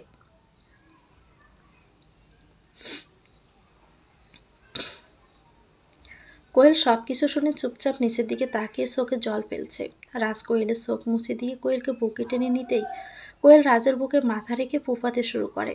কিছুক্ষণ পর বলে, তুমি ইচ্ছে করে আমাকে আর দাবাইকে আগে থেকে কিছু জানাওনি, তাই না? ভেবেছিল ওনার সাথে কথা বলে নিজেই সবটা মিটিয়ে নেবে। হ্যাঁ, আমি চাইনি তুমি আরও দূরে সরে যাও মানুষটা থেকে, কিন্তু উনি চেয়েছেন তোমাকে সবটা জানাতে। আমি পুরো বিষয়টা না জানলেও তুমি তোমার মাঝে ওনাকে ভুল বুঝেছিলে, এটা আমি ঠিকই জানতাম। এত মহান হতে কিন্তু তোকে কেউ বলেনি রাজ। রাজ দরজার কাছ থেকে আদিত্যর গলা স্বর পেল। সেও সবটা শুনেছে দরজা লক না করায়। সেটা ওর কথা শুনে রাজ বুঝতে পারল। আদিত্য রাজের কাছে এলে রাজ আদিত্যর কাঁধে হাত রেখে বলে, আমি চাই সবটা ঠিক হয়ে যাক আদি। এখন আর কোনো মনোমালিন্য না রেখে সবটা মিটিয়ে নেওয়াটাই বেটার। বাই দ্য ওয়ে কহিউজান, তোমার ওই সেকেন্ড হ্যান্ড উঠবে হাজব্যান্ড কোথায়? রাজার প্রশ্ন শুনে কোয়েল একটা ডোক গেল। আদিত্য আর মৌমিতা কিছু বুঝতে না পেরে একসাথে জিজ্ঞেস করে ওঠে, আদিত্য মৌমিতা মানে? বাবা কি মিল! যাই হোক, মানেটা হলো যার সাথে তোর বোন বিয়ে করবে বলে রাজি হয়েছে সে অলরেডি একজনের উঠবি, তাই সেকেন্ড হ্যান্ড বললাম। আসলেও প্ল্যান করেছিল আমার থেকে কথা বার করবে, আর আমি ঠিক ওর বাবাকে রাজি করিয়ে নিব। সো ওকে বিয়ে করতে হবে না। তাই রাজি হয়েছিল এর ওপর যখন দেখলো ওরই চেনা বন্ধু, যার সাথে একটা ডান্স কম্পিটিশনে আলাপ হয়েছিল, তখনও আমাকে আরও একটু জ্বালানোর ফোন দিয়ে এঁটে ফেললো। তার জন্যই তো তোদের রিসেপশনের দিন চিপকে ছিল। রাজ শেষের কথাটা শুনে কোয়েলের দিকে তাকিয়ে তীক্ষ্ণ চোখে দৃষ্টি নিক্ষেপ করে। দাঁতে দাঁত চেপে বললে কোয়েল ঘাবড়ে গিয়ে আমতা আমতা করে বলে, ইয়ে, কোথায় চিপকে ছিলাম আমি?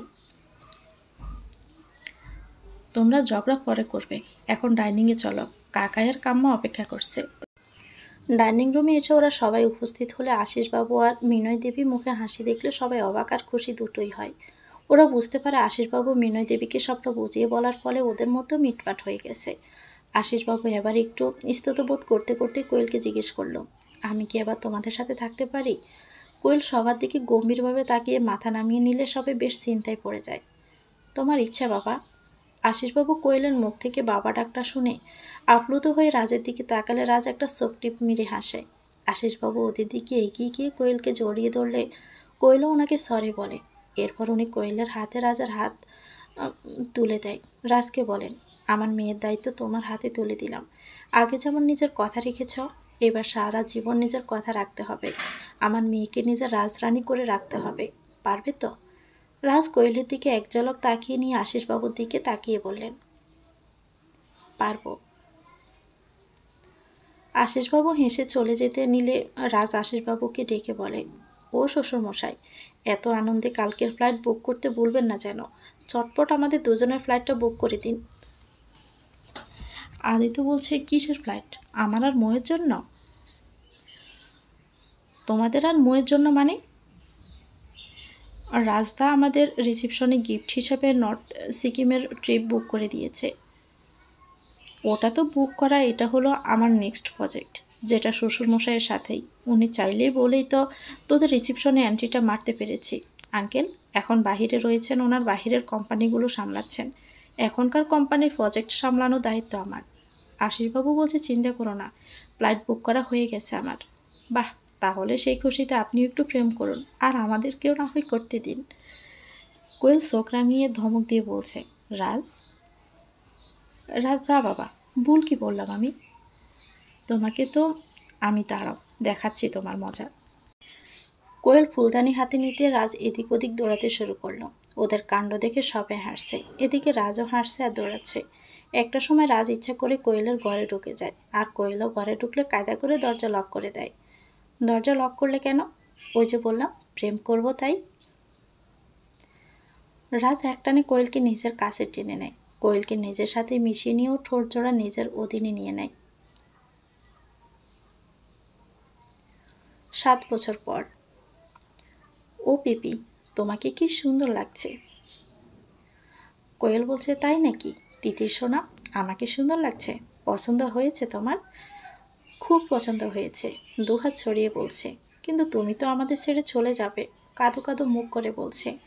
কোয়েল তিতিরকে জড়িয়ে ধরে, যেতে তো আমাকে হবেই তিতির সোনা, বাট পিপি কথা দিচ্ছি, পিপি মাঝে মধ্যে তিতির সোনার সাথে দেখা করবে, এত এত চকলেট দেবে আর আদর করবে।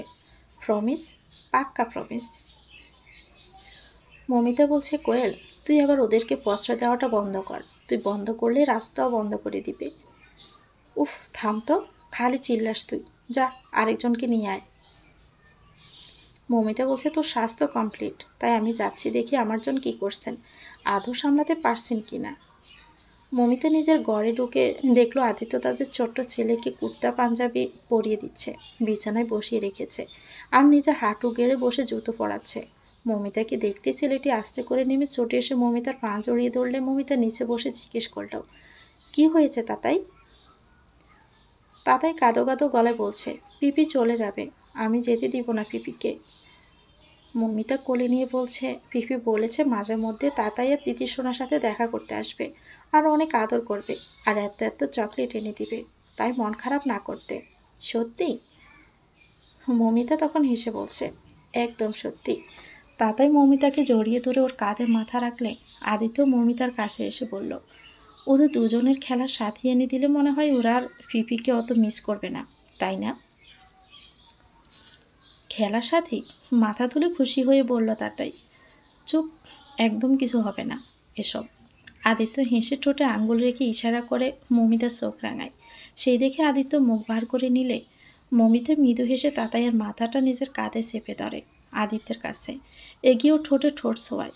তৎক্ষণাতে সরে এসে বলে, বিয়ের লগ্ন শুরু হবে, তাড়াতাড়ি কোয়েলের ঘরে যাও, ফিরি ধরতে হবে তো। মমিতা হেসে বেরিয়ে যেতে নিলে আদিত্য মমিতার হাত টেনে বাধা দিয়ে দেয়। মমিতার কপালে ঠোঁট ছোঁয়ায় আর তাতাইয়ের মাথায় ঠোঁট ছুঁয়ে কোয়েলের ঘরে চলে যায়। তাতাইয়ের তিতির, ভালো নাম, আদ্রিস এবং আদ্রিসা। আদিত্য আর মৌমিতার যমজ ছেলে মেয়ে, বয়স মোটে 2 বছর। মৌমিতার 23 বছরে এমএ কমপ্লিট হওয়ার পরপরই জানতে পারে সে মা হতে চলেছে। এদিকে কোয়েল নিজের এমএ কমপ্লিট করে নিজের পায়ে দাঁড়ায় একটা ভালো জায়গায় জব করে, আর রাজ নিজের ব্যবসায় আরও উন্নতি করার পর বিয়ের সিদ্ধান্ত নেয়। আদিত্য এখন নিজের বাবার ব্যবসাটা পুরো সামলাচ্ছে, সেই সাথে নিজের ব্যবসাও আছে। নিজের স্বপ্ন পূরণ করেছে সে। আশিসবাবুর সাথে কোয়েল এবং মৃণয় দেবীর দুজনের সম্পর্ক স্বাভাবিক হয়ে গেছে। এখন সব দিক থেকে ভালো আছে মৃণয় দেবী এবং আশিসবাবু একসাথে। আর রাজ ও কোয়েলের শুভ বিবাহে সবাই যেমন একত্রিত হয়েছে, আপনারাও এসে যোগ দিন। সবাইকে আমন্ত্রণ জানিয়ে এখানে গল্পের ইতি টানলাম। তো ভিউয়ার্স, গল্পটির নাম হচ্ছে একদিন তুমিও ভালোবাসবে। এটা গল্পের শেষ অংশ। গল্পটি কেমন লাগলো কমেন্ট করে জানাবেন। ভালো লেগে থাকলে একটি লাইক দিয়ে দিবেন, চ্যানেলটিকে সাবস্ক্রাইব করে আমাদের সাথেই থাকবেন। আল্লাহ হাফেজ।